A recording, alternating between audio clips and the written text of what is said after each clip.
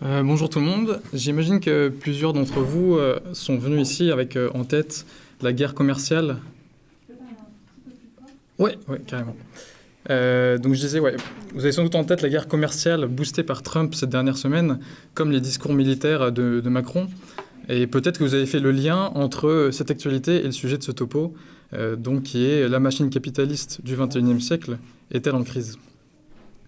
Disons-le tout de suite, une guerre commerciale n'implique pas une crise économique, tout comme le retour de la guerre en Europe n'implique pas le retour prochain d'une guerre mondiale.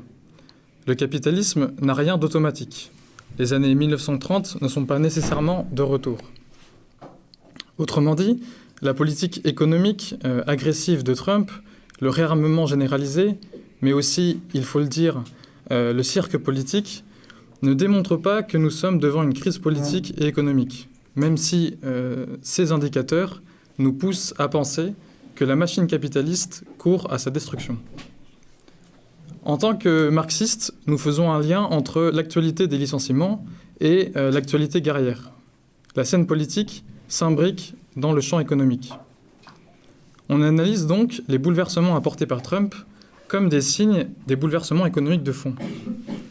Des bouleversements bien concrets, mais qui n'ont pas attendu Trump et son cirque politique. Avant que Trump s'agite dans sa Maison-Blanche, la réalité aux États-Unis, c'est les prix des aliments de base qui ont augmenté de 25% depuis 2019. C'est 47 millions d'Américains qui ont du mal à se nourrir correctement. C'est les loyers qui augmentent de 8% entre 2020 et 2021. À cette inflation des prix, le milliardaire vociférant réagit par l'inflation des politiques autoritaires, à l'instar de son copain argentin Javier Milei, qui, dans son pays, en Argentine, a connu une inflation dépassant les 200% en 2023 et qui persiste aujourd'hui. Et plus près de chez nous, ces réalités, ce sont des centaines de milliers de licenciements en Europe.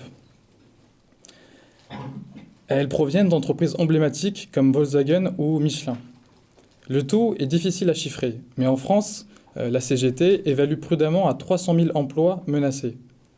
Pour vous dire que, en fait, avant l'arrivée tambour battant de Trump et aussi les discours militaires qu'on a entendus de Macron, eh bien, on était tous un peu assommés déjà par l'inflation et ce que ça représente pour nos porte-monnaies.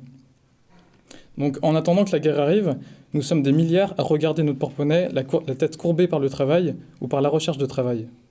Alors, que signifient ces inflations et ces licenciements? Est-ce qu'ils annoncent une crise économique ou est-ce qu'on est déjà en pleine crise? L'actualité économique comme politique montre un capitalisme changeant. Mais à quel point? Ce système évoluant par les crises, est-ce qu'on arrive à un point de rupture? Donc ce topo, il essaiera de poser plusieurs questions et sans doute qu'il apportera plus de questions que de réponses. Mais au moins, on va essayer de donner quelques éléments de théorie et quelques éléments d'analyse pour comprendre l'économie capitaliste en général, mais aussi comprendre l'actualité à laquelle on est confronté aujourd'hui. Donc on abordera la notion de crise, on parlera que la lutte des classes commence dans l'économie, à partir du secteur de l'automobile. On abordera aussi, évidemment, si on parle des discours marxistes, de ce que nous on propose par rapport à cette situation, de ce qu'on dit par rapport à cette situation, on abordera aussi les discours de la bourgeoisie. Qu'est-ce qu'elle en dit et qu'est-ce qu'on doit en penser? Et on abordera aussi les compromis économiques institutionnels et le rôle de la guerre armée.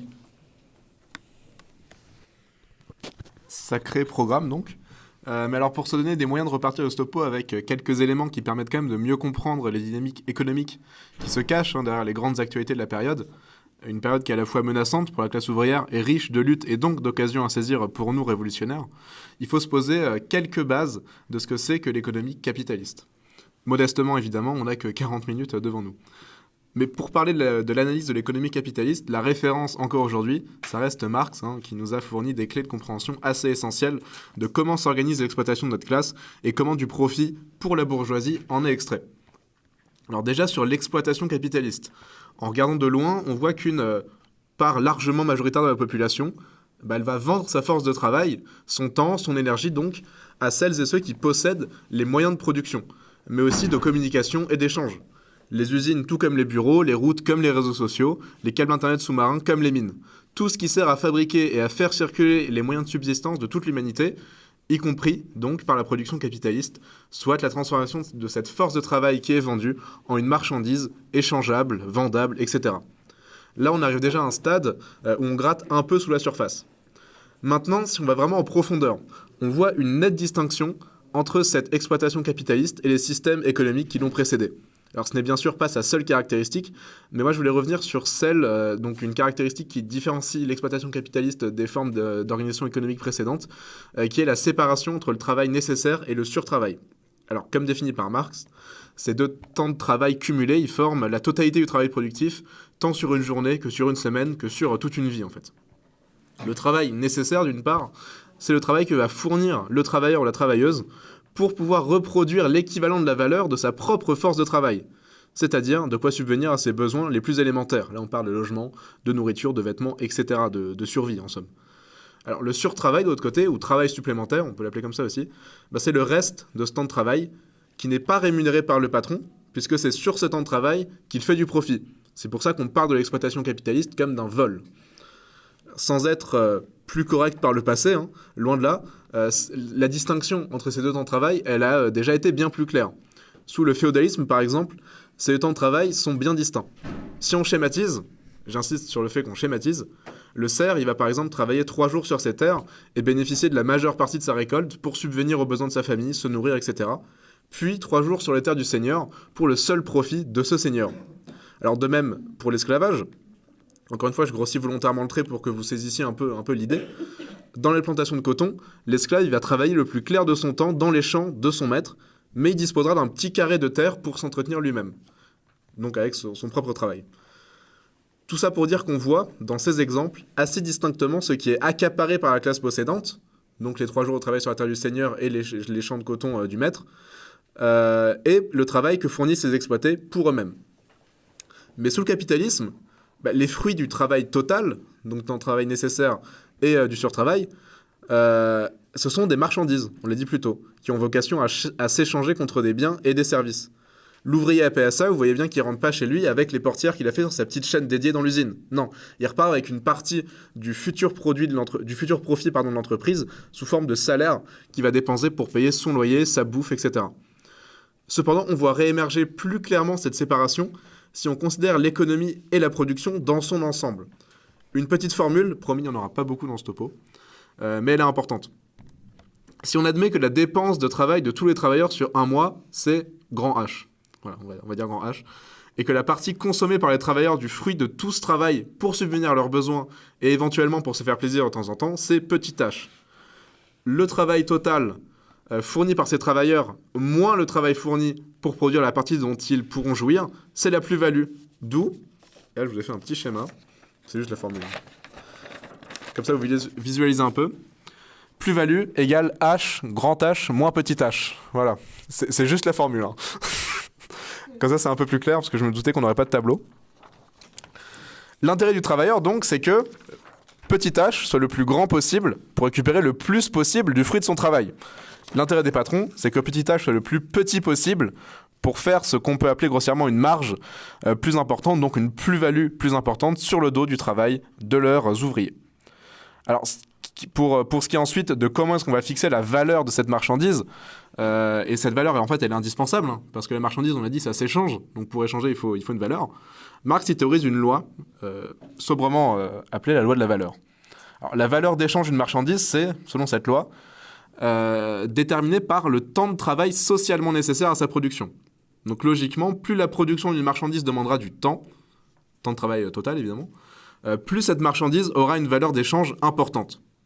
Attention tout de même, on parle bien là d'un temps de travail socialement nécessaire, c'est en quelque sorte une moyenne. Sinon on voit bien que pour augmenter artificiellement la valeur de leur marchandise, les patrons auraient intérêt à faire bosser le plus lentement possible leurs ouvriers, et on voit bien que ça serait absolument absurde. Donc ça c'est pour les bases à avoir en tête en ce qui concerne les petits secrets de l'arrière-boutique de la production marchande. Soit. Donc maintenant on sait comment le patron il dégage du profit sur les marchandises produites par celles et ceux qui l'exploitent.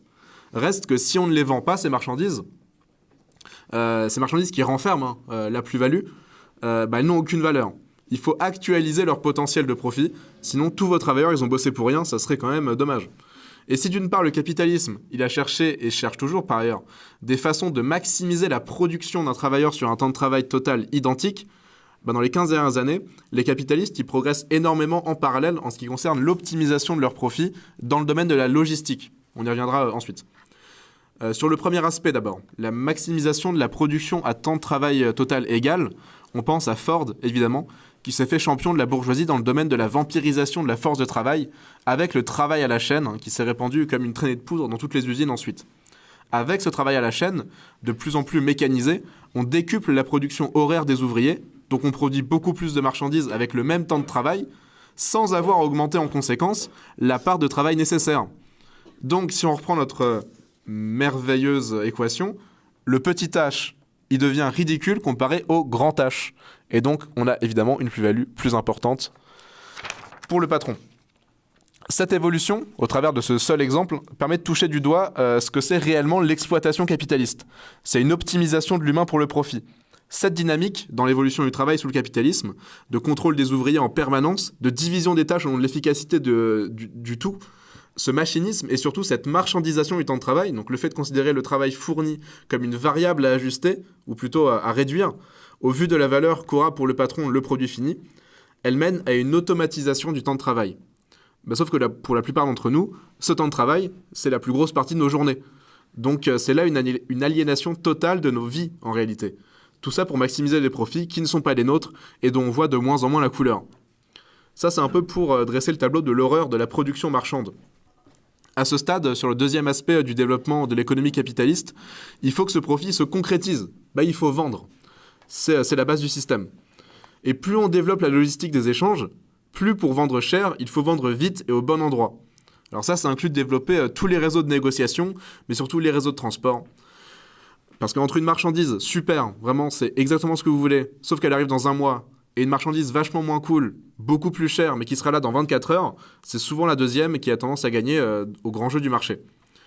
Cet aspect prédominant de la logistique dans l'actualisation de la plus-value, et ça avant, pendant et après la production d'une marchandise, ça permet de comprendre pourquoi des profits mirobolants ou records, même comme ceux dont on parle pour le CAC 40 en 2024 par exemple, ils ne signifient pas systématiquement un taux de profit en progression. En gros, je vais résumer, il faut regarder le rapport entre ce qui a été dépensé, donc pour les infrastructures, le transport, l'entretien, la recherche, la masse salariale, pour ce qui a été gagné. Qu'est-ce qui a été investi et quels en sont les retours ? Ça peut paraître évident, mais ça demande encore une fois d'aller juste au-delà de ce qu'on constate immédiatement. Alors pour les actionnaires, des profits records, c'est toujours intéressant évidemment, mais ça ne veut pas dire que le système qui les fait vivre et qui génère ces profits, il n'a pas de soucis. Et quand je dis soucis, c'est particulièrement euphémisant. On va le voir, ces soucis sont des crises qui sont endémiques à ce modèle de production et ce système d'organisation économique. Alors quand on parle de crise, on pense par exemple au krach boursier de 1929, donc au fameux jeudi noir, ou encore à la crise immobilière dite des subprimes en début de ce siècle. Mais ça, ce serait oublié celle de 1910 ou encore toutes celles qui ont eu cours au milieu du 19e siècle. En fait, ces crises, elles sont suivies de périodes de stagnation où les profits sont faibles, ce qui est propice à d'autres crises, jusqu'à ce que ça reparte. Et là, on parle d'explosion, des périodes fastes, comme l'ont été, on l'apprend souvent au collège, les 30 glorieuses. Puis on fait face à de nouvelles crises, à de nouvelles stagnations. Tout ce cycle, il s'enchaîne de plus en plus fréquemment, avec surtout des crises de plus en plus aiguës à surmonter pour le capitalisme, et des périodes de stagnation qui laissent de plus en plus sceptiques les observateurs sur la capacité du système capitaliste à rebondir.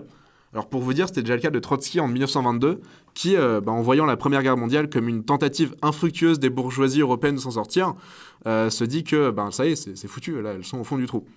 Mais on reviendra un peu plus tard au rôle de la guerre. L'idée avec cette introduction, c'est de cerner un peu mieux les sources d'instabilité du système capitaliste. Et ces sources d'instabilité, ce sont ces contradictions internes, un terme que vous avez sans doute déjà entendu. En fait, ces contradictions, elles sont tellement violentes que nous sommes convaincus qu'elles auront raison de lui. Par exemple, pour une contradiction, c'est celle qui existe entre la socialisation de fait de la production de plus en plus, c'est un peu ce dont on parle quand on parle de globalisation, de mondialisation, etc. Donc le capitalisme, il va tisser des liens qui unifient toute l'humanité. On voit aujourd'hui que la culture, c'est des références qu'on partage tous en commun sur les mêmes appareils souvent. Donc on a ça d'une part, un monde qui est de plus en plus uni, et en parallèle, une appropriation privée de plus en plus étroite d'un niveau du nombre de gens, donc des moyens de production détenus en fait au final par de moins en moins de capitalistes. Ces contradictions, elles génèrent des aspirations incompatibles entre les classes et au sein de la classe dirigeante. Donc ça génère du désordre. Et au vu de l'écart qui s'installe entre le nombre de personnes concernées par les décisions de la bourgeoisie donc par ce nombre de plus en plus réduit en fait qui a du pouvoir au sein de la bourgeoisie et qui concentre les capacités de décision, et du coup un nombre quand même de plus en plus important d'ouvriers et d'êtres humains globalement qui sont concernés par ces questions. Alors les conséquences, ce ne sont pas que des événements comme des crises, mais aussi et surtout des armes estampillées made under capitalism pour le détruire. Des armes que le capitalisme il fait naître et il renforce de lui-même en fait, en plaçant à la base de son mode de production des outils en fait dans les mains de celles et ceux qui en bénéficient le moins. C'est nous. Et ça, c'est l'ensemble de notre classe par ailleurs. Et ça a commencé dès l'instant où on a fait venir en masse des populations paysannes pour les masser toutes ensemble autour de la même activité usante et aliénante dans de grandes usines. Alors, reste encore à prouver que ces crises, elles sont bien inhérentes au capitalisme, et pas simplement dues au fait que nos bourgeois sont simplement incompétents. Ce serait possible après tout. On va le prouver très succinctement en 3 points. Donc la production marchande, ta marchandise, une fois que tu as déboursé tout ce qu'il fallait pour la produire, tu sais pas si tu vas la vendre. Et c'est ça un peu le cœur du chaos du capitalisme.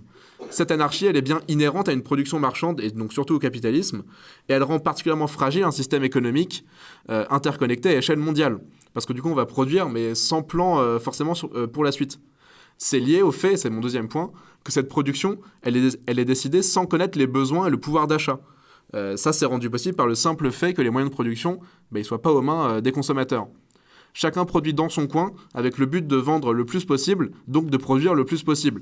Alors ça ne nous explique pas précisément les racines de la crise, mais on commence à voir pourquoi il y a des crises qui sortent d'un système aussi chaotique, et en fait un système qui avance, comme je l'ai dit, sans plan global et surtout commun entre toutes les entreprises. Et finalement, le seul plan qui vaille pour la bourgeoisie, c'est mon dernier point, c'est bien la course à la productivité et au profit. Donc la concurrence entre les grandes corporations capitalistes, mais qui toujours livrent des guerres contre leurs propres employés avant de mener des guerres commerciales contre leurs concurrents. Pourquoi ?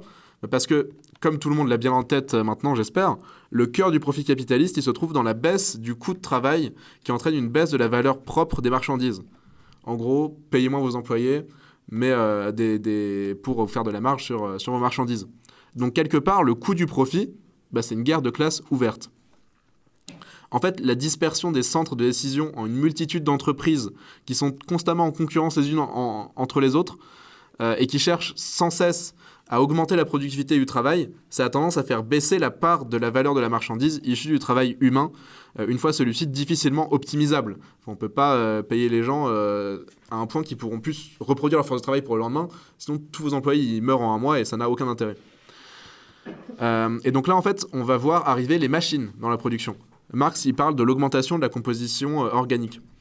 Ça, c'est la suite logique du passage de l'artisanat à l'industrie, de plus en plus mécanisée pour rester compétitive. Sauf que, comme le profit il vient du travail humain, qu'on ne peut pas tirer ce même profit du travail d'une machine, notre équation, là, qui est super, que j'ai écrite sur un papier, elle a plus court sous cette forme. Le taux de profit, il a tendance à baisser.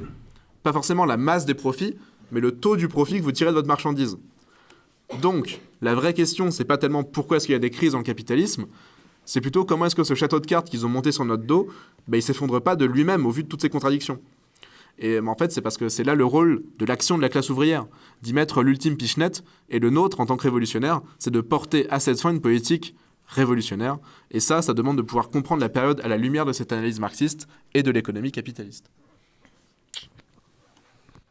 Bon, une fois qu'on a vu un peu ces notions de base, évidemment, ça fait beaucoup d'un coup, mais on va essayer de les appliquer un petit peu à notre actualité, notamment à partir du secteur automobile. En fait, donc là, ce qui a marqué l'actualité, c'est les licenciements, l'inflation. On en a parlé un petit peu au début. Et donc la question qui se pose, c'est est-ce que ça indique une crise économique actuellement ? Et donc aussi, quelles analyses marxistes on peut faire de cette actualité-là ? Eh bien, faut dire clairement que la lutte de classe, elle commence dans l'économie, et on va voir ça à partir du secteur automobile. Le patronat, les dirigeants politiques, une bonne partie des syndicats veulent nous faire croire que les entreprises n'ont pas le choix de licencier. C'est pour la survie de la boîte. Vous comprenez, en gros, faut licencier, sinon t'as plus de boulot. L'usine a ferme. Et que si les licenciements n'arrivent pas maintenant, ils arriveront dans les prochaines années et que ça sera plus dur encore. C'est en fait comme lorsqu'on dit que Cyril Hanouna sur TMP, il laisse la place au débat. En fait, ça n'a aucun sens. Le terme politique, il n'apparaît pas. Il ne désigne que quelques bâtiments parisiens et des plateaux télé. En fait, le travail au cœur de notre quotidien, et plus généralement la production et les échanges, c'est-à-dire le système économique, pour la bourgeoisie, pour les patrons, eh ben, ça serait pas politique. Ça serait juste de l'économie et une machine qui tourne toute seule.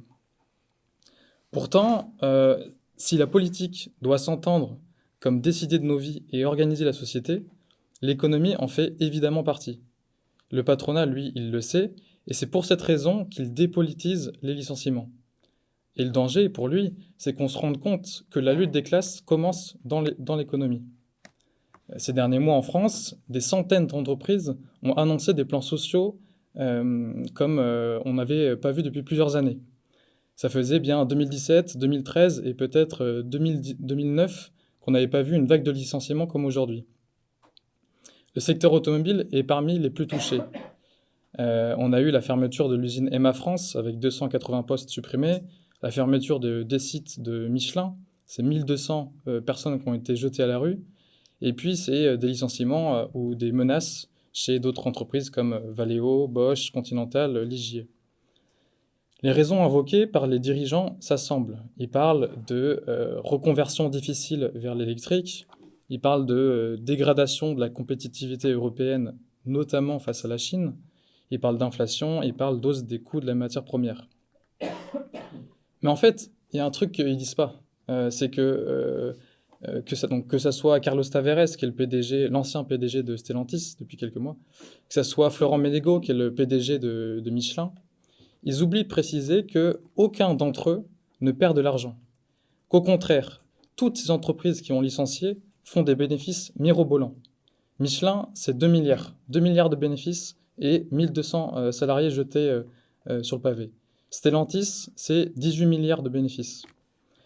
Et ces patrons, ils ne disent pas non plus qu'ils ont touché des millions d'aides publiques. Évidemment, il ne faudrait pas se vanter de cette charité publique. Alors, un exemple, en octobre 2022, le ministère de l'économie et des finances a reconnu, je cite, 8 milliards de subventions et 6 milliards d'euros de prêts garantis pour accompagner et financer la transition de la filière automobile nationale. Donc, vous voyez, c'est 8 milliards de subventions et 6 milliards seulement pour le secteur automobile. Alors, ces patrons qui ne produisent rien, qui veulent même pas maintenir ni développer les usines, alors qu'ils ont tous les moyens pour le faire, et qui ne laissent que des miettes aux ouvriers licenciés, eh bien, on pourrait se poser cette question un peu naïve. Pourquoi ne gardent-ils pas les sources de leurs milliards de profits, c'est-à-dire ces usines ? Eh bien, c'est que sous le capitalisme, et Ben l'a un peu évoqué, les profits immédiats ne comptent pas. Ce qui compte, c'est le taux de profit. Peu importe ce que le capitaliste il gagne aujourd'hui, ce qui compte, c'est qu'il gagne demain. C'est qu'il gagne encore demain. Pour l'expliquer simplement, si c'est simple, mais c'est pas si simple que ça, c'est le taux de profit est en gros le pourcentage de profit réalisé. Il indique à quel point un investissement est bénéfique. Donc pour survivre, le capitaliste doit maintenir un taux de profit stable ou croissant. C'est en fait sa boussole. C'est ce qui indique sa santé économique. Et c'est donc pour ça qu'on peut comprendre cette apparente aberration de fermer une usine qui est pourtant profitable. Donc les pneus de l'usine Michelin à Cholet ou de l'usine Michelin de Vannes rapportent beaucoup aujourd'hui, mais ne rapporteront peut-être pas assez demain. Alors en bon capitaliste, il faut donc comprendre que les licenciements dans l'automobile, c'est plus une logique de réorganisation du secteur qu'une crise particulière. Et du coup, vous voyez que l'une des questions qui est dans le topo, c'est-à-dire est-ce qu'on est dans une situation de crise ? Est-ce que la machine capitaliste est en crise ? Si on regarde juste cet exemple du secteur automobile, eh bien on voit que on ne parlera pas de crise, en tout cas pas de crise des profits, mais plutôt de réorganisation pour que les patrons se fassent plus de profits demain. Bon, euh, autre chose pour essayer de comprendre un petit peu ce vaste sujet de l'économie capitaliste, de son fonctionnement, eh bien, on va toujours, en s'appuyant de cet exemple de l'automobile, essayer quand même de comprendre ce qui se passe dans le fond. Parmi les raisons qui sont invoquées par les patrons de l'automobile pour expliquer le licenciement, on trouve l'explication un peu redondante de la hausse du coût des matières premières. Vous savez, c'est le prix de l'énergie. C'est ce qu'on a beaucoup entendu avec le contexte de guerre en Ukraine. Mais en fait, le problème ne se résume pas à l'énergie, mais à l'ensemble de ce qui est appelé les biens intermédiaires. Alors les biens intermédiaires, c'est quoi concrètement? C'est le textile, le bois, le caoutchouc, les plastiques, les composants électriques et électroniques. C'est-à-dire l'ensemble des produits destinés à être réincorporés ou détruits pour produire une marchandise. Par exemple, si je prends l'exemple de Michelin qui va un peu filer tout ça, pour produire des pneus. Et donc concrètement pour ces pneus Michelin, il faut 60% de caoutchouc synthétique. Alors, le caoutchouc synthétique, c'est fabriqué à partir d'hydrocarbures d'origine pétrolière, donc une énergie qui va provenir des États-Unis, d'Arabie Saoudite, de Russie, d'Iran, bref, des producteurs de pétrole. Il faut aussi 40% de caoutchouc naturel. Donc lui, il est plutôt à base d'écorce d'EVA qui peuvent provenir de Thaïlande, d'Indonésie, donc d'Asie du Sud-Est, mais aussi d'Amérique du Sud ou d'Afrique.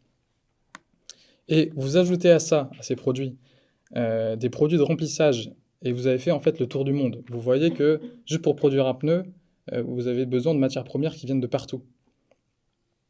Or, là, on a quelque chose d'intéressant, un élément d'analyse que je voulais vous apporter pour essayer de comprendre la situation actuelle et qui change un petit peu la donne. C'est qu'aujourd'hui, l'économie est dite mondialisée. Vous savez, c'est peut-être un petit peu... vous avez peut-être là des échos de vos cours de lycée ou de collège où on parlait de mondialisation. Bon, on parle effectivement d'économie mondialisée. C'est-à-dire que chaque partie du globe dépend des autres parties. Et que c'est ce qu'on a vu pour la fabrication d'un pneu. Mais actuellement, cette tendance à l'internationalisation apparaît comme bégayée. En sens contraire, et en même temps avec elle, les échanges commerciaux se fragmentent de plus en plus depuis quelques années. On parle de fragmentation des échanges. C'est-à-dire que la priorité est donnée aux échanges avec les voisins et ses alliés. Là, je m'appuie ici sur une analyse d'un blog de la Banque de France, qui, même si c'est clairement pas des gauchos, ont des données intéressantes sur lesquelles on peut s'appuyer. Et il s'intitule, si vous voulez, Guerre commerciale et fragmentation géopolitique. Et donc ces chercheurs constatent une réorientation des flux commerciaux vers des pays dits amis, particulièrement visible depuis la guerre en Ukraine. Cette fragmentation, elle séparerait un bloc occidental et un bloc oriental, avec à côté des pays neutres. Et donc, il l'explique, c'est pas il l'explique, c'est il le constate particulièrement à partir des soutiens qui ont été apportés ou des oppositions qui ont été apportées à la Russie et à l'Ukraine. C'est-à-dire que on voit que ceux qui ont soutenu la Russie ont eu plus tendance à la suite à émettre des échanges entre eux. Donc par exemple entre Russie et Chine. Et au contraire, ceux qui soutiennent l'Ukraine, plus à émettre des échanges entre eux. Mais plus que le tournant de la guerre en Ukraine, cette analyse montre que la tendance est apparue en 2017-2018 par la guerre commerciale entre les États-Unis et la Chine, qui, petite parenthèse, n'a donc pas commencé il y a quelques semaines, remonte un peu plus loin, et qui a été d'ailleurs poursuivie par Biden, c'est pas seulement le fait de Trump. Dernier point intéressant, cette fragmentation implique particulièrement les biens intermédiaires. Et là, on retombe sur nos pattes. Vous voyez le lien avec la hausse du coût de la matière première et ce que je disais sur Michelin. Cette nouvelle tendance des échanges engendre donc de nombreuses conséquences dans les licenciements compartis. C'est surtout un tournant. Alors que l'internationalisation des échanges rend dépendants les différents acteurs économiques du globe et limite dans une certaine mesure les conflits, la fragmentation des échanges, elle, pousse à l'opposition. Donc, doit-on en conclure que c'est une preuve de plus de l'arrivée d'une nouvelle guerre mondiale, notamment pour la domination des matières premières, et d'ailleurs dans la droite lignée de la guerre commerciale en cours? En fait, l'histoire n'est pas aussi linéaire, et les différents mécanismes du capitalisme s'entremêlent tous ensemble. C'est sans doute l'une des choses qu'on doit retenir de ça, enfin, de cette présentation, c'est qu'on essaie de montrer à quel point tout ça est hyper connecté et se confronte. Ainsi, pour finir ce point, si je reprends rapidement l'exemple de Michelin, d'une part, il dit subir l'augmentation du coût des matières premières, mais il dit aussi subir une transformation profonde du marché. Et les constructeurs automobiles à laquelle il vend ses pneus, eh bien, ils se sont tournés fortement vers les pneus bon marché venant d'Asie, multipliant par 2 depuis 10 ans l'importation depuis la Chine. Donc vous voyez qu'en fait, s'il y a une fragmentation des échanges d'un côté sur les produits, enfin, sur un certain nombre de choses, en même temps, l'internationalisation des échanges, elle, ne s'arrête pas.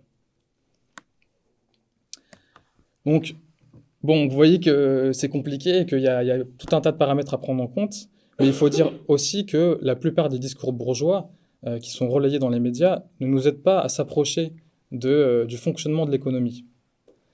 Si on reste sur l'exemple des licenciements dans l'automobile, la presse, elle a toujours donné systématiquement la parole aux patrons en priorité. Et les salariés arrivent toujours après. Et même quand on leur donne la parole, c'est rarement pour donner leur avis sur les licenciements. Pourtant, c'est bien eux qui sont plus proches de la production et qui la connaissent la mieux.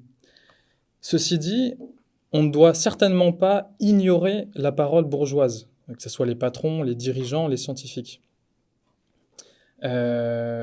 Toutes diversifiées qu'elles soient. Déjà parce que ces gens-là produisent presque exclusivement les statistiques et les rapports sur l'économie, surtout lorsque le prolétariat, comme aujourd'hui, n'est pas organisé. Et parce que leurs actions à la bourgeoisie contredisent régulièrement leurs discours, comme un retour de bâton du réel. Et ça, c'est ce qui nous intéresse. Donc, un autre point qu'on voudrait mettre en avant dans cette présentation, c'est que la scène politique nous apporte des éléments de compréhension de l'économie.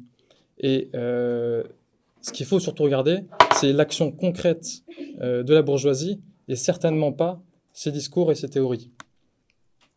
Donc, arrêtons-nous un instant sur quelques discours économiques que propose la bourgeoisie. Quel sens leur donner? Qu'est-ce qu'on peut en tirer pour s'approcher de l'économie capitaliste? Comme premier exemple, on pourrait parler de la théorie du ruissellement de Macron. Bon, il y aura plein de choses à parler, j'ai choisi ça, mais je ne sais pas si vous voyez un peu de quoi je fais référence. Il avait mis beaucoup ça en avant dans sa première élection présidentielle. En gros, c'est le principe que l'argent coulerait du haut vers le bas, qu'elle doit faciliter les investissements pour revenir ensuite à la société. Et en 2018, Macron, après qu'il a été élu, il a appliqué son programme électoral, il a donc supprimé l'impôt de solidarité sur la fortune, le fameux ISF, et en contrepartie, il a instauré une taxe sur les revenus du capital. Bon, mais pour quel résultat? Est-ce que cette théorie assez folle de retour de l'argent, des dividendes dans la société, elle a fonctionné? Bon, ben, selon France Stratégie, qui là aussi, c'est clairement pas des gauchistes, c'est carrément même un organe ministériel, ils disent, je cite, « On ne relève pas de différence de comportement depuis la réforme de 2018 entre les entreprises qui étaient très exposées à l'ISF et celles qui l'étaient moins. » Fin de la citation. Et même à côté de ça, en fait, s'il y a eu un ruissellement, c'est plutôt à la surface, c'est entre les capitalistes eux-mêmes. Donc on voit donc toute la démagogie qui s'exprime réellement. En fait, cette théorie du ruissellement, elle est hyper fumeuse, elle ne dit rien de la réalité, et en fait, seuls les riches en ont profité. Bon, mais dans le fond, quelle politique portait réellement cette théorie du ruissellement? C'est l'idée de créer un climat plus favorable à l'investissement pour créer des emplois. Et c'était là son potentiel électoral, c'est pour ça qu'il a mis ça en avant. Même si, en réalité, créer des emplois, c'était sans doute pas l'objectif principal de Macron avec cette théorie. Parce qu'en fait, il manquait un élément fondamental, et il l'avait sans doute en tête, c'est que il manquait une main-d'œuvre à bas coût et exploitable à merci. Donc, les conditions financières ne constituent pas un levier suffisant pour inciter à l'ouverture d'usines et à la création d'emplois. Il faut, et ça a été dit par Ben au début, surtout l'élément principal, des travailleurs exploitables. Bon, mais peu de monde ont dû gober cette théorie révolutionnaire proposée par Macron. Peut-être vous, je sais pas, mais j'imagine que si vous êtes là maintenant, c'est que vous n'y croyez pas trop. Par contre, il en va autrement du néolibéralisme, dont Macron est d'ailleurs l'une des incarnations. Cette théorie, développée dans les années 70, vient répondre aux crises que traversaient à l'époque les classes dominantes du bloc occidental. Elle a structuré les discours et les actions politiques jusqu'à aujourd'hui. Et à tel point que, en fait, de nombreuses contestations se fondent en partie en opposition à cette évolution du capitalisme. Par exemple, c'est le cas du mouvement altermondialiste. Une autre partie aussi de la gauche radicale se pense fondamentalement contre le néolibéralisme plus que contre le capitalisme. C'est le cas, par exemple, de Jean-Luc Mélenchon, mais aussi de Jeremy Corbyn en Grande-Bretagne. Eux, ils considèrent le néolibéralisme comme un mouvement qui transforme fondamentalement le capitalisme. Par conséquent, leur combat ne se tourne non plus contre le capitalisme, mais contre le néolibéralisme, en proposant, eux, un retour qu'ils estiment nécessaire à l'État. Parce que pour eux, du coup, comme le défend le néolibéralisme, eh bien, l'État a été mis en retrait. Mais en fait, c'est faire erreur sur la nature et sur les modalités de cette théorie. Et son application, surtout. Parce que qu'est-ce que le néolibéralisme ? Ici, je vais reprendre les propos de l'auteur marxiste Joseph Chouinara, dont je vous conseille un article si vous voulez avoir plus d'infos par ailleurs. Il dit « L'idéologie néolibérale part du principe que les marchés sont des entités autorégulatrices, capables de distribuer efficacement les marchandises si on les laisse fonctionner sans restriction. Donc, comme les marchés sont considérés autonomes, l'État doit se mettre en retrait, et donc oublier toutes les politiques keynésiennes de planification et de politique industrielle. Cette idéologie a fini par faire partie du sens commun dans les cercles de la classe dirigeante, même si la pratique a souvent contredit la théorie. Et c'est ce qui nous intéresse. Parce que, en réalité, le poids économique de l'État s'est stabilisé à des niveaux très élevés, au lieu de diminuer. Les dépenses publiques, en proportion du PIB, sont restées de l'ordre de 35 à 50% dans les principales économies. Et en fait, l'État était même un moteur au centre des politiques néolibérales, puisqu'il a imposé des privatisations, il a ouvert toute une série de secteurs aux capitalistes, comme la santé et l'éducation. Et puis aussi, il faut dire, l'État, il a réprimé la résistance. Donc, ce point pour vous dire qu'il faut comprendre ces théories-là, surtout le néolibéralisme, comme des stratégies développées par les capitalistes pour maintenir leur domination, pour maintenir leur profit. Et donc, en tant que stratégie, ce sont des réactions à l'évolution de l'économie capitaliste. Et en même temps que des réactions, ce sont des actions sur le capitalisme. Vous voyez le double sens. Sans pour autant le modifier en profondeur. Et c'est dans ce piège-là que la gauche tombe, puisqu'elle tombe dans l'illusion même des discours du néolibéralisme. Et pour ça, il suffit de développer un petit peu le rôle de l'État dans l'économie pour le montrer. Donc je l'ai évoqué sur le néolibéralisme, mais en fait c'est en soi un point important, un élément en plus pour approcher le fonctionnement de l'économie, c'est le rôle de l'État. Donc on va faire juste un point là-dessus. Notamment à partir de Musk, parce que c'est l'actualité. Donc là, on a touché à un pilier, en parlant du néolibéralisme, on a touché à un pilier essentiel qui est l'État. L'État, il est partout. Il soutient financièrement par l'endettement, il s'investit par les aides publiques, il défend le capitalisme des contestations ouvrières.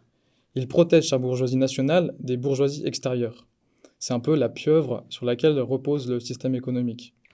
Même si je préfère les pieuvres, mais bon. Là encore, la meilleure preuve tient dans ses détracteurs. Donc, pour prouver, je vais encore m'appuyer sur la bourgeoisie, en partant de Elon Musk.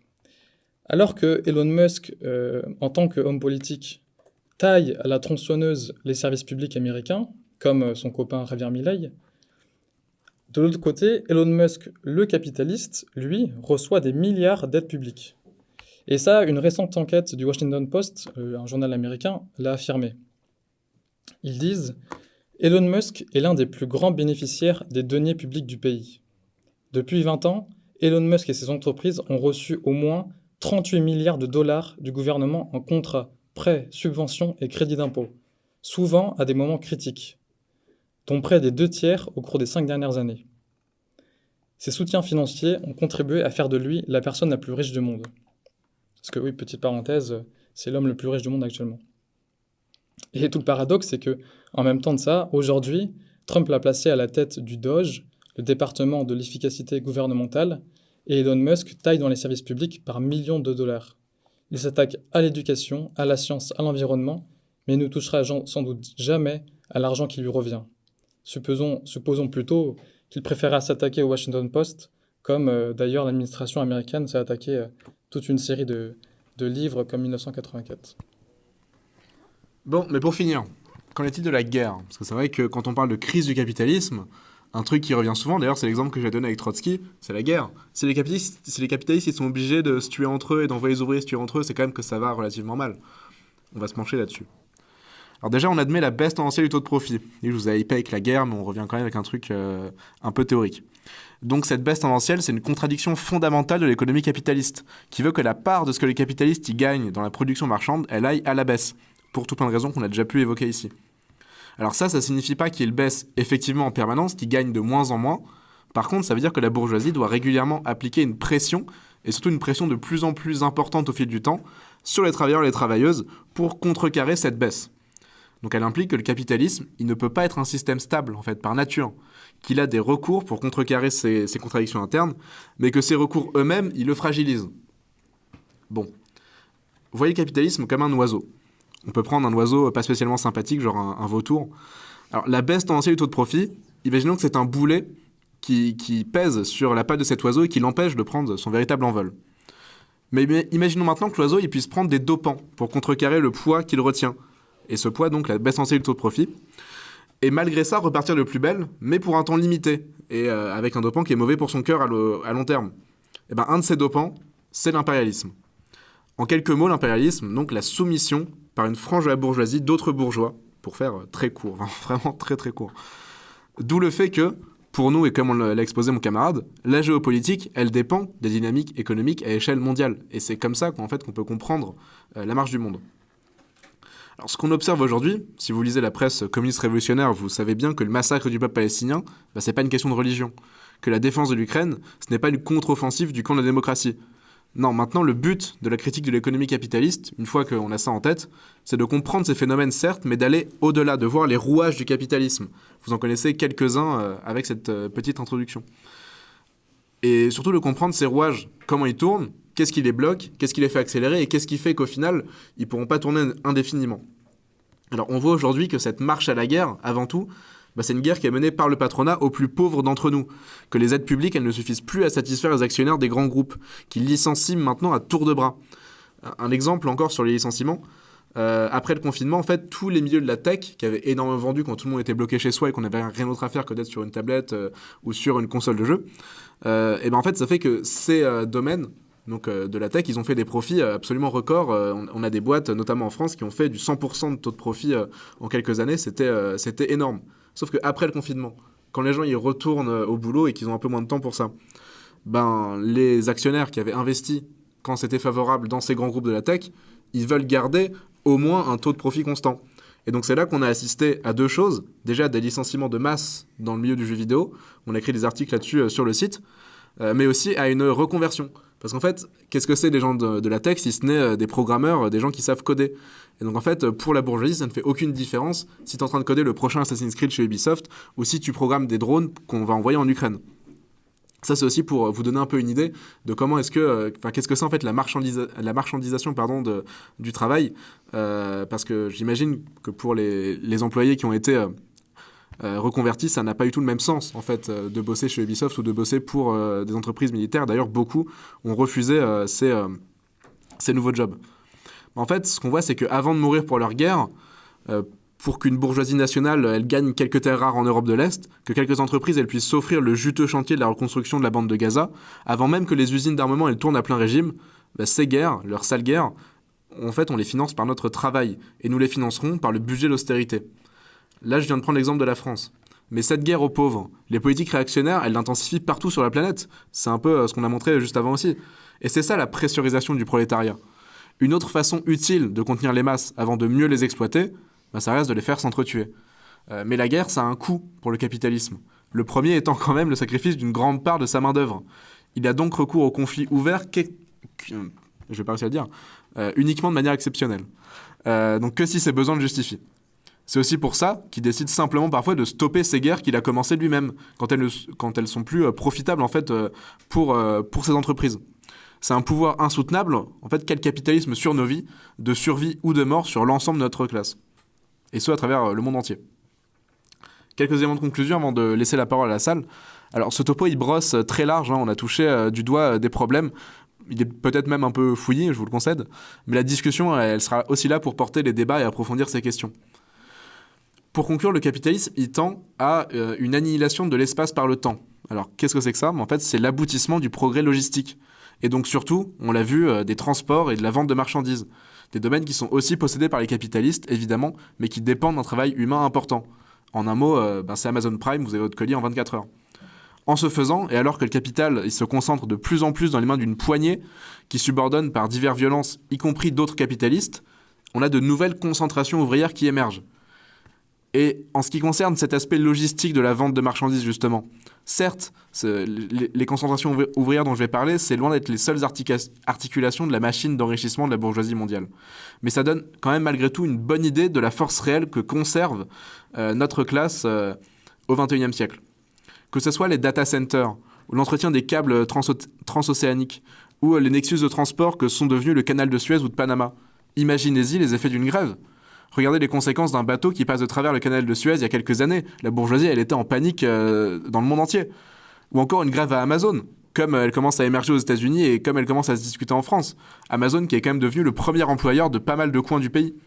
Le capitalisme, en fait, dans ces nouveaux centres, il a mis entre les mains de dizaines de milliers d'ouvriers, de techniciens, tous les outils pour s'attaquer à ses profits, voire ébranler toute sa structure par essence instable.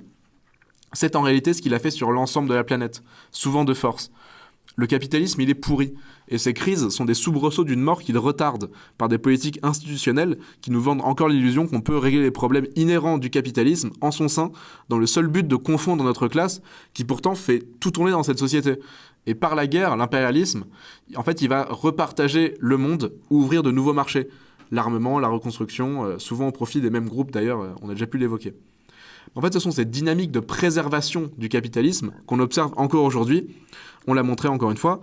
Et ça nous rappelle à la fois l'actualité de cette analyse marxiste de l'économie capitaliste et l'actualité évidemment qui en découle, celle de la révolution prolétarienne mondiale. Alors, le capitalisme, est-ce qu'il est en crise ? Ça, c'est un débat. Les superprofits ne sont pas incompatibles avec une crise de fond. Et une simple crise ne saurait avoir toute seule, en fait, raison des fondations du capitalisme. Reste que cette organisation économique est instable par nature. Marx, il écrit dans ce que vous connaissez sans doute comme étant son ouvrage principal avec le manifeste du Parti communiste dans le Capital, que l'augmentation de la productivité du travail, par le progrès technique notamment, ça donne un équilibre très fragile à l'ensemble de la production et surtout de plus en plus fragile. Et c'est là-dessus qu'on veut insister avec ce topo.